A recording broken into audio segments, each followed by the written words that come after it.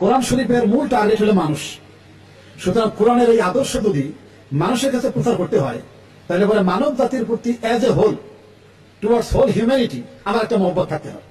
এবং কোরআনে যেমন বলেছে বিসমিল্লাহির রহমানির রহিম, ইয়া আইয়ুহান নাসু উবুদু রাব্বাকুমুল্লাযী খালাকাকুম ওয়াল্লাযীনা মিন ক্বাবলিকুম লাআল্লাকুম তাত্তাকুন। এখানে ইয়া আইয়ুহাল মুমিনুন বলা হয়নি, ইয়া আইয়ুহান নাস বলা হয়েছে। এবং রাসূল করিম সাল্লাল্লাহু আলাইহি ওয়াসাল্লাম মানব সম্পর্কে বলেছেন নিজের পরিচয় যে দুনিয়ার সমস্ত মানব জাতি জাহান্নামের দিকে যাইতে চাচ্ছে, আর আমি তাদেরকে ধাক্কাইয়া এই আগুন থেকে রক্ষা করার জন্য চেষ্টা করছি। আমার বিরোধিতা করে, অন্য দল করে, অন্য মতবাদ পোষণ করে, অতএব সে গুল্লায় চলে গেছে, তার পিছনে আর সময় দিয়ে লাভ নাই। এই মানসিকতা, এই হীন এবং সংকীর্ণ মানসিকতার লোক আর দায়ী আল্লাহ হইতে পারে না। আসসালামু আলাইকুম ওয়া রাহমাতুল্লাহ। দর্শক, শহীদ আব্দুল কাদের মোল্লা, যাকে রাজাকার, মানবতা বিরোধী এবং যুদ্ধ অপরাধী ট্যাগ লাগিয়ে ফাঁসি দিয়ে হত্যা করা হয়েছে। দর্শক, আমাদের গ্রামের ভাষায় একটা কথা আছে, মূর্খ মানুষ যখন বৃদ্ধ হয় তখন আরো গণ্ড মূর্খ হয়, জ্ঞানী মানুষ যখন বৃদ্ধ হয় তখন তার জ্ঞানটা হীরার মতন ধার। দর্শক, আজকে শহীদ আব্দুল কাদের মোল্লার একটি বক্তব্য আপনাদের মাঝে আমি তুলে ধরবো।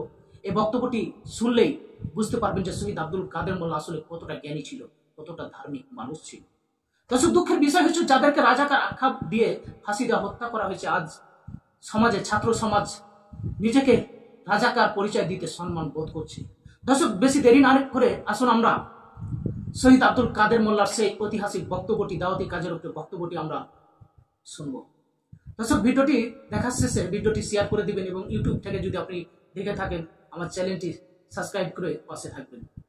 প্রথম কথা হলো যে আমি যে বিষয়ে মানুষকে আহ্বান করতে চাই সেই ব্যাপারে আমার স্পষ্ট জ্ঞান দরকার। এখন এই স্পষ্ট জ্ঞান অর্জন করতে হলে দুনিয়ার সব বই তো পড়া সম্ভব না। এই সম্পর্কে যত বই এ পর্যন্ত আমাদের ওলামায়ে কেরামগণ, ফকিগণ, ইমামগণ লিখেছেন তা সকলের পক্ষে পড়া সম্ভব না। জেএস ব্রুনারের একটা বই আছে, বইটার নাম হলো প্রসেস অফ এডুকেশন। তার মধ্যে একটা কথা আছে, দি স্ট্রাকচার অফ নলেজ, নলেজের বা জ্ঞানের একটা কাঠামো ছাত্রদেরকে একাডেমিক ডিগ্রির মাধ্যমে দেওয়া হয়।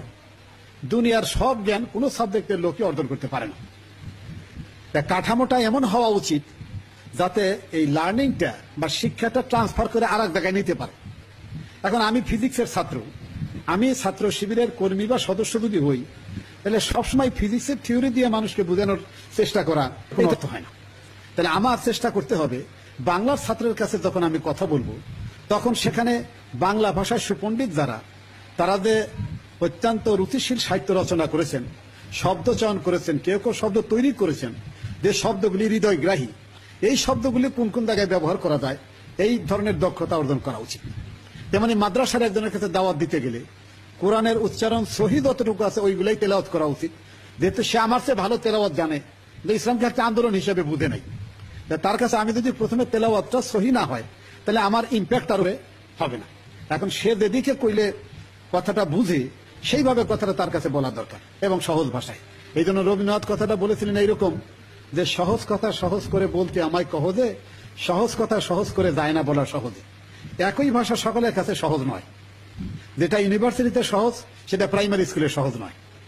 যেটা গ্রামে সহজ সেটা অনেক জায়গায় শহরে অনেক মানুষ বুঝে না। সুতরাং স্ট্রাকচার অফ নলেজ অর্জন করলে আমরা স্পষ্ট জ্ঞান অর্জন করতে পারবো, সেটা প্রয়োগ করতে পারবো। 2 নাম্বার, কোরআন শরীফের মূল টার্গেট হলো মানুষ। সুতরাং কোরআনের এই আদর্শ যদি মানুষের কাছে প্রচার করতে হয়, তাহলে পরে মানব জাতির প্রতি as a whole, towards whole humanity আমার একটা মহব্বত থাকতে হবে। এবং কোরআনে যেমন বলেছে বিসমিল্লাহির রহমানির রহিম, ইয়া আইয়ুহান নাসু উবুদু রাব্বাকুমুল্লাযী খালাকাকুম ওয়াল্লাযীনা মিন ক্বাবলিকুম লাআল্লাকুম তাত্তাকুন। এখানে ইয়া আইয়ুহাল মুমিনুন বলা হয়নি, ইয়া আইয়ুহান নাস বলা হয়েছে। এবং রাসূল করিম সাল্লাল্লাহু আলাইহি ওয়াসাল্লাম মানব সম্পর্কে বলেছেন নিজের পরিচয় যে দুনিয়ার সমস্ত মানব জাতি জাহান্নামের দিকে যাইতে চাচ্ছে, আর আমি তাদেরকে ধাক্কাইয়া এই আগুন থেকে রক্ষা করার জন্য চেষ্টা করছি। আমার বিরোধিতা করে, অন্য দল করে, অন্য মতবাদ পোষণ করে, অতএব সে গুল্লায় চলে গেছে, তার পিছনে আর সময় দিয়ে লাভ নাই। এই মানসিকতা, এই হীন এবং সংকীর্ণ মানসিকতার লোক আর দায়ী আল্লাহ হইতে পারে না। আমি ওই ব্যক্তিদের প্রতি অত্যন্ত শুকরগুজার। আমি যখন ছাত্র ইউনিয়ন করি, আমাকে যারা আমার মতো ঘাড় তেড়া মানুষের জ্বালা যন্ত্রণা সহ্য করে দিনের পর দিন আমাকে ইসলামী আন্দোলনের শেষ পর্যন্ত আইনা ছেড়েছে। তাই অতএব যদি তারা ওই দিন আমার উপরে ছেড়ে দিতেন ভরসা, তাহলে তো আমি জাহান্নামের ওই রাস্তায় থাকতাম। কমপক্ষে রাস্তা তো পেয়েছি, নিজে যদি আল্লাহকে খুশি করে দুনিয়া থেকে বিদায় নিতে পারি তাহলে আমার কপাল ভালো, আর যদি না পারি সেটা আমার কপাল মন্দ, কিন্তু যারা আমাকে এনেছেন তারা সব ঠিকই পেয়েছেন, তাদের কোনো অসুবিধা নেই। এরপরে এরই একটা গুণের মধ্যে আছে যে ইচ্ছা থাকবে সকল মানুষকেই আমি যেন দাওয়াত দিয়ে আমার আদর্শের দিকে আনতে পারি। আমি যে মুক্তির স্বাদ পাইলাম, আমি যে জান্নাতের রাস্তা পেলাম, এই এত সুন্দর মানুষ, আশরাফুল মখলুকাত, এত চমৎকার বিদ্যা বুদ্ধি, এই লোকটা জাহান্নামে যাবে শুধুমাত্র দিন এর পরিচয় না পাওয়ার কারণে, দিনের উপর আমল না করার কারণে, এই একটা অলেজ একটা কষ্টবোধ মনের মধ্যে থাকা উচিত। এরপরে 2 নম্বর হলো আমি যে জ্ঞান অর্জন করলাম, এইটা হুবহু সরাসরি প্রত্যেকের কাছে বলার আগে পয়লা টার্গেট থাকা উচিত বুদ্ধিমান লোক যারা, এবং যারা মোটামুটি কিছুটা হলেও নৈতিকভাবে চরিত্রবান, এই লোকদের কাছে সামাজিকভাবে ইউনিভার্সালি সার্বজনীন ভাবে যে সমস্ত জিনিস ভালো বলে অ্যাকসেপ্টেড, যে সমস্ত জিনিস ভালো বলে অ্যাকসেপ্টেড নয়, এইগুলো নিয়ে আলোচনা করা। আমর বিল মারুফ নাহি আনিল মুনকার, এই শব্দটার সরাসরি তর্জমা কিন্তু সৎ কাজও নয়, অসৎ কাজও নয়। মারুফ মানে হইল পরিচিত। বিবেকের কাছে যে কথাটি ভালো বলে পরিচিত, উর্ফ মানে পরিচয়, মারুফ মানে পরিচিত, আর এলমে মারেফাত মানে পরিচিতি, কোনো বাতেন কথাবার্তা নয়। এইরকম কথা নিয়ে প্রথম আলোচনা শুরু করা উচিত। এবং যারা বিশ্ববিদ্যালয়ে পড়াশোনা করে, যারা শিক্ষকতা করেন, যারা এরকম বিদ্যা বুদ্ধির চর্চা করেন, তাদের কাছে কমনলি যা রুহ ভালো বলে অ্যাকসেপ্ট করে এই ব্যাপারে কথা তোলা উচিত। তারপরে আস্তে আস্তে ঘুরাইয়া আমার জায়গায় নিয়ে আসা দরকার। কয়েকদিন আগে বাণিজ্য মন্ত্রীর বাসায় গেলাম, উনি খুব আমার সাথে তার ব্যক্তিগত সম্পর্ক খুবই ভালো, তিনি আমাকে যথেষ্ট মহব্বত করেন। বললেন যে ঈদের পরে তো ঈদ মুবারক হলো না, আপনার ওখানে আসবো না, আমি যাবো। তা বললাম আমি আসতেছি। তাই কিছুক্ষণ পরে বেশ কিছু রিটায়ার্ড লোকজন আসলেন, ওয়েস্টার্ন সভ্যতা এটা নিয়ে আলোচনা করতে থাকলো। আমি মোটামুটি তখন চুপ থাকলাম, আর খালি সুযোগ খুঁজি যে গরুরে শ্মশান ঘাটে নেওয়ার রাস্তাটা কখন পাওয়া যায়। এক পর্যায়ে যখন তাদের বিবেকের মধ্যে যেগুলি সবচেয়ে খারাপ নিন্দনীয় কাজ বলে মনে হইলে, একজন লাভ দিয়ে উঠে বললেন যে, এক ব্যক্তি বলতেছিলেন যে আমি আপনাদের একজন বড় মুরব্বীর কথা বলবো, যিনি কাফেরদেরকে অভিসম্পাদ দিলেন। আমার কাছে এটা পছন্দ হয় নাই, বরং এইভাবে যদি দোয়া করতেন যে সব মানুষ যদি আল্লাহ তুমি তাদেরকে হেদায়েত দাও, তাহলে আমাদের দল ভারী হয়। একজন রিটায়ার্ড এয়ারফোর্সের অফিসার, এয়ার কমোডর, তিনি লাভ দিয়ে বললেন যে আপনাদের কথা ঠিক না, আল্লাহ নবী নিজে অভিশাপ দিয়েছেন, কোরআনে আল্লাহ অভিশাপ দিয়েছেন, অর্থাৎ কোনো কোনো জায়গায় অভিশাপও প্রযোজ্য। তখন বুঝলাম যে এটার মধ্যে ঈমান আছে এবং বেশ মজবুত আছে। বাস আমি ওখান থেকে এরপরে ধরা শুরু করলাম। কোন সময় যে রাত্রি 12:30 বাজে গেছে টের হবেনি। এই জন্য এই কমনলি অ্যাকসেপ্টেড জায়গাগুলি ধরতে হবে প্রথম। 2 নাম্বার, নিজের পরিচয় দিতে হেসিটেট করা উচিত না, যে আমি ইসলামের কথা বললে কি বলবে লোকেরা। এই হীনমন্যতায় যে ভুগে সে কোনোদিনই দাওয়াতি কাজ করতে পারবে না। আমার হাতে যে অস্ত্র আছে কোরআন, রাসূল করিম সাল্লাল্লাহু আলাইহি ওয়াসাল্লামের সুন্নাহ এবং তার অনুপম চরিত্র, এর কাছে দুনিয়ার অন্য কোনো জিনিস তুলনা করার যোগ্যতাও রাখে না তারা। এইরকম কনফিডেন্স নিয়ে কথা বলার মতো থাকতে হবে।